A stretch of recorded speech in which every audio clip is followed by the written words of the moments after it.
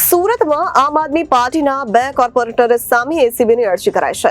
10 લાખ રૂપિયાની લાંચ માંગ્યાની એસીબીમાં ફરિયાદ કરાઈ હતી। પે એન્ડ પાર્કના કોન્ટ્રાક્ટર પાસે લાંચ માંગી હોવાનો આક્ષેપ કરાઈ રહ્યો છે। જીતેન્દ્ર કાછડિયા અને વિપુલ સુહાગિયા વિરુદ્ધ એસીબીમાં કરાઈ હતી ફરિયાદ। સુરતમાં આમ આદમી પાર્ટીના 2 કોર્પોરેટરો સામે એસીબીની અરજી કરાઈ છે।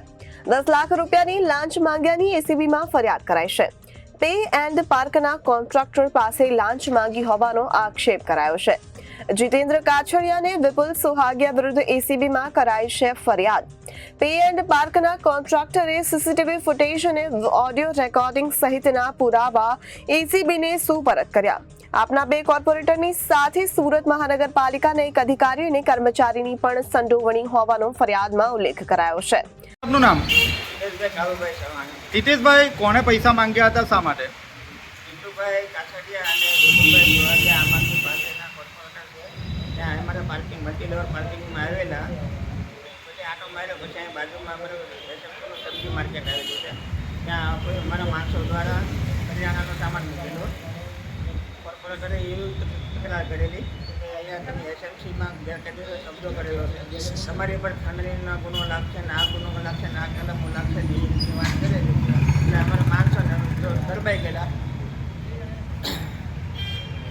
કેટલા રૂપિયા માંગણી કરવામાં આવી હતી? કોણ કોણ? આ બાબતે એનો મિત્ર અને મારો મિત્ર થાય એવા માણસને બોલાવેલા કે આ વાત કરે છે, પૈસાની માંગણી કરે છે, એટલે એની પાસે પૈસાની માંગણી કરાવેલી કે એટલા થાય છે 11 લાખ રૂપિયા। પછી એમને ના પાડી, પછી પાછા એને બપોર પછી પાછા એ બોલાવ્યા, અધિકારીને બોલાવ્યા, અધિકારી સાથે મિટિંગ કરી, પછી પાછા ઓલા વચ્ચેવાભાઈને પાછા બોલાવેલા કે એને કીધું ભાઈ આ ભાઈએ હું તમને કીધું તો કીધું આપણે 11 લાખ રૂપિયા થશે એવી વાત કરી।